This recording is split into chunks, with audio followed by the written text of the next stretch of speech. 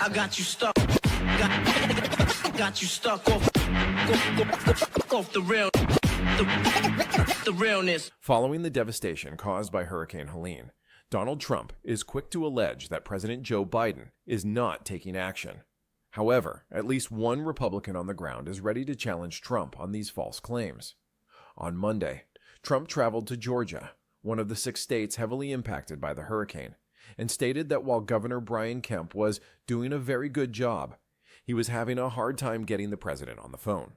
Mr. President, what do you think of Governor Kemp's response to the storm here in Georgia? The governor's doing a very good job. He's having a hard time getting the president on the phone. I guess they're not being responsive. The federal government is not being responsive, but they're having a very hard time getting the president on the phone. Yet just hours before Trump's remarks, Kemp addressed the media, revealing that Biden had called him the day before to inquire about additional support Georgia needed. I just spoke, the president just called me yesterday afternoon. I missed him and called him right back.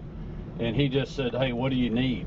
And I told him, you know, we got what we need. We'll work through the federal process. He offered that if there's other things we need, just to call him directly, which I appreciate that. But we've had FEMA embedded with us since, you know, a day or two before the storm hit in our state operations center in Atlanta. We got a great relationship with them. We've been in touch with our congressional delegation, with the Speaker Burns, the legislative delegation. And so, you know, thankfully we have an experienced team that's used to this, and just like the expedited disaster relief that we're requesting, they have acknowledged receipt of that, and I'm sure that they'll take care of that very quickly.